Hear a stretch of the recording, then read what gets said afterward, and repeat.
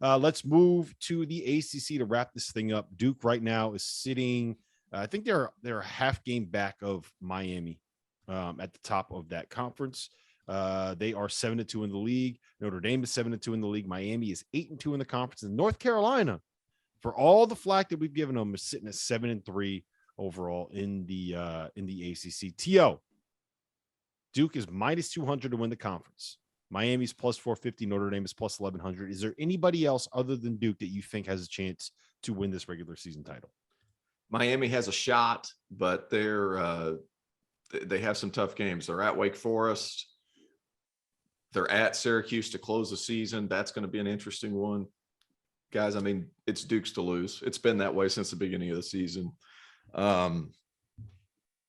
Miami, the only thing is if Miami doesn't lose to Florida State twice, like, they're undefeated in conference. That's the crazy thing about it. By a combined 2 points, 2 games by 2 points. They're 3 points away from being undefeated in the ACC. So that's obviously going to come back to haunt them. They don't play Duke again.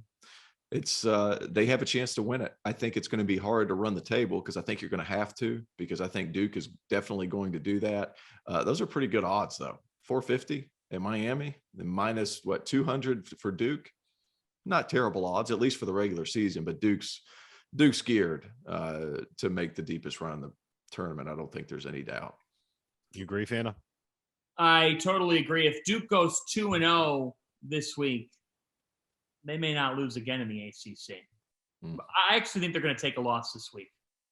I think they might lose to Notre Dame or to North Carolina. I just think they might get surprised. They've shown at times late in games on the offensive end of the floor that they can struggle.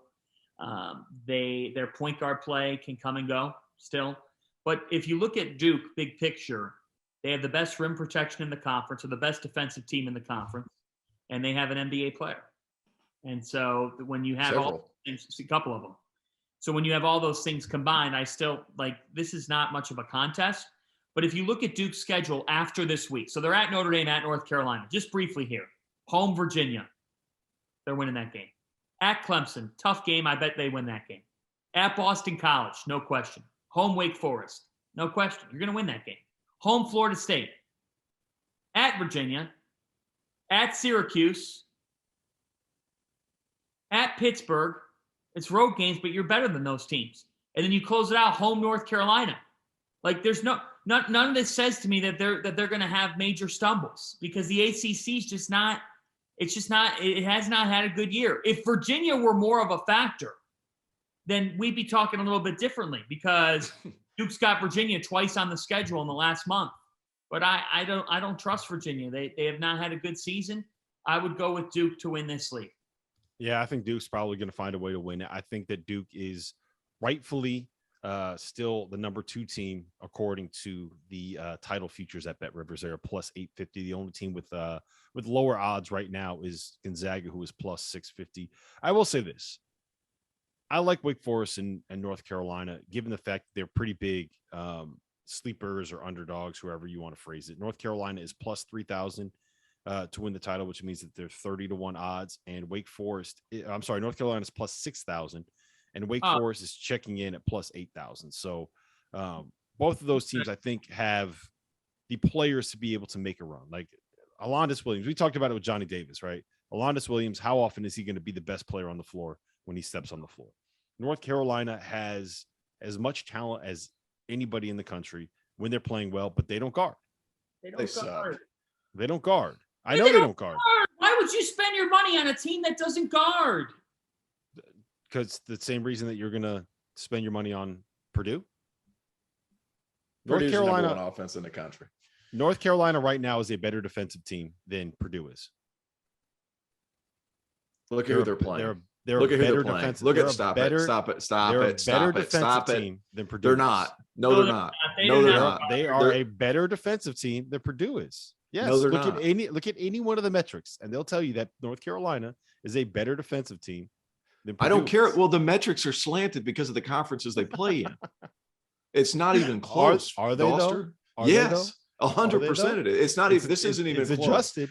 All right. Keep selling Bet Rivers and your plus 8,000 before they get beat in the first round. Carolina still needs to make the freaking tournament. The only metric I look at is Ken Pom luck, and North Carolina 77, and Purdue is 166. Look at who you're playing. Strength of schedule is better for Purdue. What does luck have to do with that? Who's number one in the luck? Who's number one? Everything. Apparently, luck has to do with a lot of things this year. Who's number one in that right now? If you put North Carolina in the Big Ten, they'd be the 7th best team in that league. Who's number one in luck? On Ken Pom. Providence. And that is the perfect way for us to end this week's DTF podcast. Carolina doesn't guard anybody, and those things, they are slanted. Say what you want. Look at the teams they've beaten the dog out of. Boston College by 30.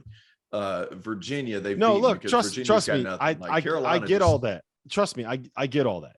All I'm saying with North Carolina is when you get to the tournament, a lot of times it's going to come down to talent. Who's got the better basketball players? And I think if you look at what North Carolina has on their roster, they have better basketball players than most of the teams that they're going to end up facing. Now, whether or not they decide they want to play defense is a completely different story. But if they decide that they want to start playing defense, then that's a team that has the weapons to be able to make a little bit of a run. That's all I'm saying. There's a lot of teams that don't have that kind of talent. There's a lot of teams that don't have that kind of talent. You're telling me, but if a lot of teams don't have to have that kind of talent if they have the 5-man who can shoot it, because Armando Bacot can't guard anybody outside of 10 feet. They can't guard anybody anywhere, man. That's what I'm saying. The only thing that I'm saying is if you're sitting here and you're telling me that you're going to go all in on Purdue to win a national title, when Purdue is Iowa from last year who got bounced in the second round, and you're not even sitting here looking at a team that has Caleb Love and RJ Davis and Armando Bacot, and you're going to say that there's no chance. Love's done a bang up job. No chance that they can make it. There's no chance that they can get to a second weekend.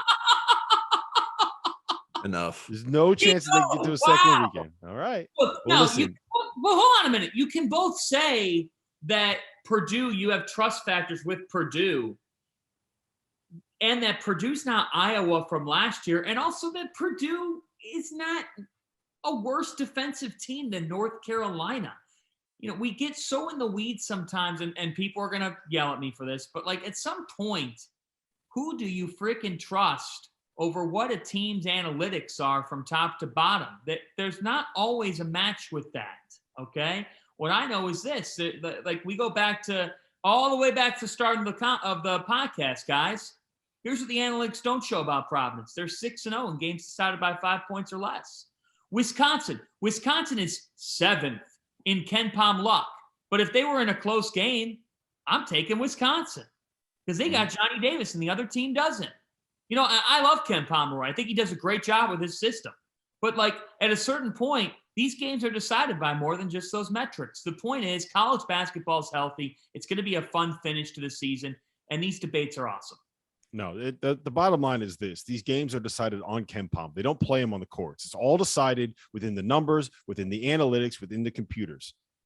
The games themselves, the stuff on the court doesn't matter. It's all about the fact. How about the fact that Carolina has had 13 games where opponents have shot better than 36 or 13 where they've shot better than 36% from three. They don't guard crap.